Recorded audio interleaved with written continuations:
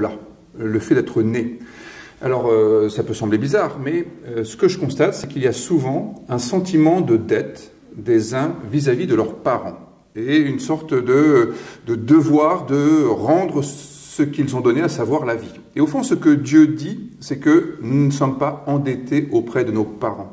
Il n'y a pas l'idée selon laquelle nous aurions contracté une sorte de dette qu'il faudrait rembourser et d'être toujours soumis à la volonté des parents. Donc Dieu nous pardonne au sens où il nous remet cette dette inconsciente, bien souvent, mais qui nous pourrit la vie quand on se dit, eh bien, finalement, nos parents ont tellement fait pour nous que nous leur sommes redevables, quoi qu'il arrive, quel qu'il soit.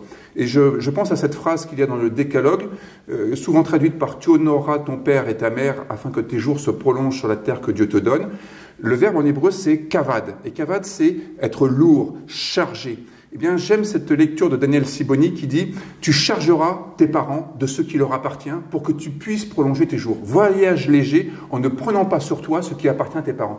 Tes parents ont décidé de te donner la vie, donner c'est donner, reprendre c'est voler. » Mais alors tu fais une distinction entre ce pardon-là et le pardon des péchés. Oui. Nous parlerons des péchés d'ailleurs dans un prochain apéritif théologique. Mais ce pardon n'est pas le pardon des péchés. Non. C'est d'ailleurs un pardon pour une faute qu'on n'a pas commise parce qu'il n'y a pas de faute. Mais il y a un sentiment d'endettement et le pardon a un rapport avec la dette. Aphiémie, c'est pardonner, mais c'est aussi remettre une dette. Quand on se sent finalement lié, ligoté par quelque chose qu'il faudrait rendre, eh ben, on est libéré de cela.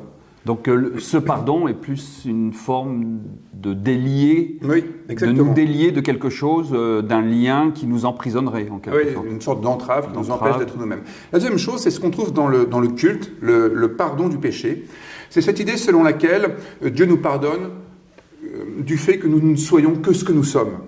Je veux dire par là que notre condition est une condition d'homme pécheur, et je reprends l'expression d'Alain Ouzio, nous sommes comme du bois courbe. C'est-à-dire que nous n'avons pas exactement la forme que nous pourrions avoir, et nous sommes pardonnés de cela. J'aime bien cette expression du théologien Paul Tillich, qui dit, au fond, Dieu nous accepte en dépit de notre sentiment d'être inacceptable. Nous sommes pardonnés de n'être que ce que nous sommes, alors que nous pourrions être infiniment plus humains, par exemple. Donc, vous voyez, là, on est peut-être un peu plus proche de la faute, mais ce n'est pas une faute au sens moral du terme, c'est une faute au sens spirituel, existentiel. Nous ne sommes pas à la hauteur de notre vocation. Eh ben, cette semaine d'apéritif théologique commence très fort. Oui. Et puis à demain pour la suite. Et à demain pour la suite. Bonne journée. Au revoir. Au revoir.